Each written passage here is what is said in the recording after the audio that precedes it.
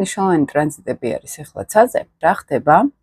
რა გველის? პირველი ის მინდა გითხრათ, რომ ასტროფსიქოლოგიაში და კარმულ-ასტროლოგიაში მაინც არ მუშაობთ ხოლმე პროგნოზებზე, იმიტომ რომ ზუსტად არ ვიცით ხოლმე დღევანდელ დროში უკვე როგორ იმუშავებს ძველ დროს ასპექტებიც ასე ის მართლა ხდებოდა ხოლმე.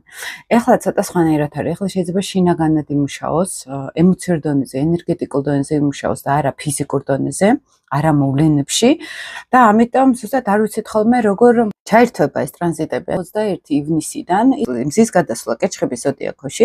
მზებუდობის პერიოდში იწყება უკვე საკუთარ თავთან დაბრუნება, ესე რომ ვთქვათ, ეზოთერულად.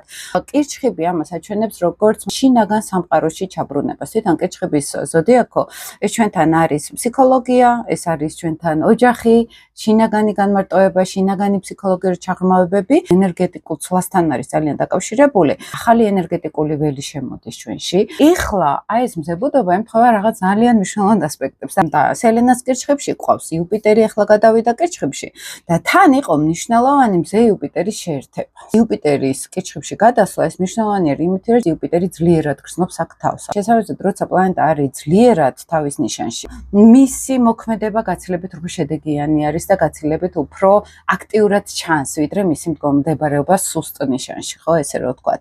ტყუპებიდან გამოვიდა იუპიტერი და გადავიდა კირჩხიბში. მთელი წელი ყველასთვის მეგობრებო, აქ არ არის მარტო ზოგიერთი ნიშნების, ზოგადად გააძლიერებს ტენდენციას კირჩხიბულ ენერგიას, ეს არის მაგალითად ზოგს მოუნდება კერძო სახლის შეძენა, ან ბინის ყიდვა, ან ოჯახთან დაალაგოს ურთიერთობები, ან სახლი გაარემონტოს მაგალითად, ან რაღაც პირადი კომფორტი მოიწყოს. ეს ძალიან მარტივად ყოველდღიურ მოვლენებში რომ აგიხსნათ, ხო? იმიტომ რომ კეჩხები არის კომფორტთან ასოცირებული. ეს არის როგორც სახლის კომფორტი, როცა მე რაღაცნაირად სახლში სიმყუდროვე მინდა შევქმნა, ან ურთიერთობებში ოჯახის წევრებთან მინდა სიმყუდროვე შევქმნა, დავუახლოვდე უფრო ოჯახის წევრებს, ან მშობლებთან მეტი დრო გავატაროთ. კირჩხიბი არის ასოცირებული, მეგობრებო, ასევე ფსიქოლოგიურ თვითჩაღრმავებასთან, როცა რაღაცებს ვალაგებთ ჩვენ თავში და რა გვინდა სინამდვილეში, რა უნდა ჩვენს ქვეცნობიერს, რა უნდა ჩვენს შინაგან ემოციას.